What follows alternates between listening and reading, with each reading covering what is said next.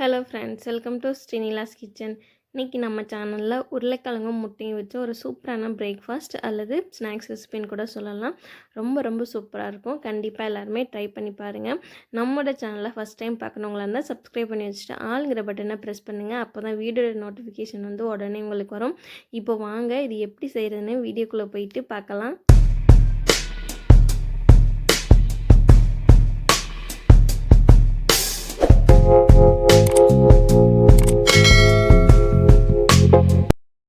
இது செய்கிறதுக்கு பார்த்திங்கன்னா ஃபஸ்ட்டு 2 உருளைக்கிழங்கு, சின்ன உருளைக்கிழங்கு பார்த்திங்கன்னா எடுத்துகிட்டு தோல்லாம் சீவிட்டு இந்த மாதிரி கிரேட்டரில் வச்சு சீவி எடுத்துருக்கேன். இந்த மாதிரி சீவி எடுத்துக்கோங்க. உருளைக்கிழங்க சீவினதுமே வந்து தண்ணியில் சேர்த்துருங்க, இல்லாட்டி கருத்து போயிடும். இதை சேர்த்துட்டு நல்லா ஒரு நிமிஷத்துக்கு அப்புறம் அதை வந்து புழிஞ்சு எடுத்துக்கலாம். உருளைக்கிழங்குல கொஞ்சம் கூட தண்ணி இருக்கக்கூடாது. எல்லாத்தையுமே நல்லா ஒட்டை பிழிஞ்சு இன்னொரு பாத்திரத்துக்கு மாற்றி எடுத்துக்கோங்க எல்லாத்தையுமே. இது நல்லா புழிஞ்சு சேர்த்ததுக்கு அப்புறம் பார்த்திங்கன்னா நம்ம மற்ற பொருட்கள் எல்லாமே வந்து சேர்த்துக்கலாம். இப்போ இது கூட சேர்க்குறதுக்கு பார்த்திங்கன்னா பூண்டு வந்து பொடியாக நறுக்கி சேர்த்துருக்கேன். அடுத்து வந்து ஒரு பச்சை மிளகாய் இந்த மாதிரி பொடியாக நறுக்கி சேர்த்துருக்கேன். கூடவே வந்து பொடியாக நறுக்கினா வெங்காயம் வந்து சேர்த்துக்கலாம். வெங்காயத்தை நல்லா பொடியாக நறுக்கிட்டு சேர்த்துக்கோங்க. அதுக்கடுத்து நல்லா ஃப்ரெஷ்ஷான கொத்தமல்லி இலைகளை கொஞ்சம் தூவிக்கலாம். அடுத்து கவுச்சி ஸ்மெல் இல்லாமல் இருக்கணும் அப்படிங்கிறதுக்காக பார்த்திங்கன்னா ஒரு 1/4 டீஸ்பூன் வந்து மஞ்சள் தூள் சேர்த்துருக்கேன். கூடவே வந்து ஒரு 1/2 டீஸ்பூன் வந்து மிளகாய் தூள் சேர்த்துருக்கேன். ஒரு டீஸ்பூன் வந்து மல்லித்தூள் சேர்த்துருக்கேன். அடுத்து இதுக்கு தேவையான அளவு வந்து உப்பு சேர்த்துக்கலாம். நான் 2 உருளைக்கிழங்கு எடுத்திருக்கேன். அதனால் பார்த்தீங்கன்னா முட்டை வந்து 2 முட்டை சேர்த்துருக்கேன். நீங்கள் உருளைக்கிழங்கு எடுக்கிறத பொறுத்து முட்டையும் வந்து பார்த்து சேர்த்துக்கோங்க. 2 முட்டையை இந்த மாதிரி உடச்சி ஊற்றிக்கலாம். முட்டையை உடச்சி ஊற்றிட்டு இந்த மாதிரி நல்லா ஃபஸ்ட்டு கலந்து விட்டுக்கோங்க.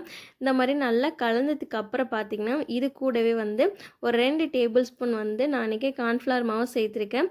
நீங்கள் கார்ன்ஃப்ளவர் மாவுக்கு பதிலாக கோதுமை மாவு, மைதா மாவு கூட சேர்த்துக்கலாம். மாவு சேர்த்துட்டு நல்லா எல்லாத்தையும் கலந்து விட்டுருங்க. அதுக்கடுத்து ஒரு தோசைக்கல் வச்சுக்கலாம், இல்லாட்டி நீங்கள் பேன் கூட வச்சுக்கலாம், எதில் வேணால் செஞ்சுக்கலாம். கல் நல்லா சூடானதும் நம்ம கலக்கி வச்சுருக்க மிக்ஸை வந்து கல்லில் சேர்த்துட்டு நல்லா எல்லாத்தையும் ஈவனாக வந்து ஸ்ப்ரெட் பண்ணி விடுங்க. அது ஒரே இடத்துல இருக்க மாதிரி இருக்குது பாருங்கள். இந்த மாதிரி கரண்டி வச்சுட்டு நல்லா எல்லா இடத்துலையும் எல்லாமே இருக்கிற மாதிரி கரண்டி வச்சு இந்த மாதிரி சரி செஞ்சு விட்டுக்கோங்க. இது எல்லாத்தையும் நல்லா ஈவனாக ஸ்ப்ரெட் பண்ண பிறகு நம்ம வந்து இதில் ஆயில் சேர்த்துக்கலாம்.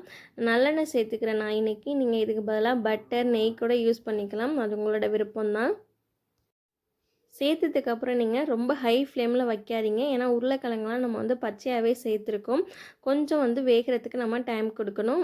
ஹை ஃப்ளேமில் வச்சுட்டா டக்குனுமே வந்து கரிஞ்சு போயிடும். அதனால் மீடியம் ஃப்ளேமில் வச்சு நல்லா அந்த மாதிரி எண்ணெயெல்லாம் சேர்த்துட்டு ஒரு 2லேருந்து 3 நிமிஷம் மீடியம் ஃப்ளேம்லேயே வச்சு குக் பண்ணி எடுத்துக்கோங்க. அப்போ தான் பார்த்திங்கன்னா நல்லா வெந்து வரும். இல்லாட்டி சீக்கிரமே வந்து கரிஞ்சு தான் போகும், வேகாது. அதனால் மீடியம் ஃப்ளேம்லேயே வச்சுக்கோங்க.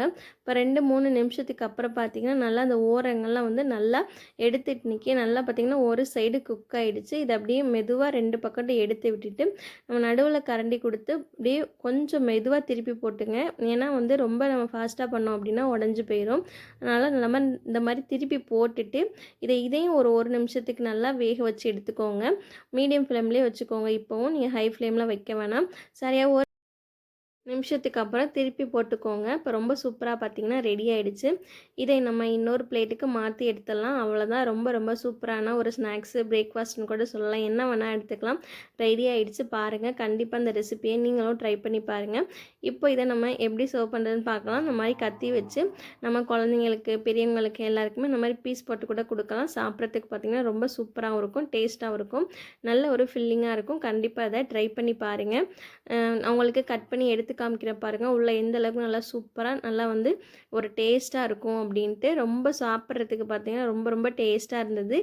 நம்ம கார்ன்ஃப்ளவர்லாம் சேர்த்துருக்கிறதுனால ஒரு நல்ல ஒரு டேஸ்ட் இருக்கும். கண்டிப்பாக அந்த ரெசிபியை நீங்கள் ட்ரை பண்ணி பாருங்கள்.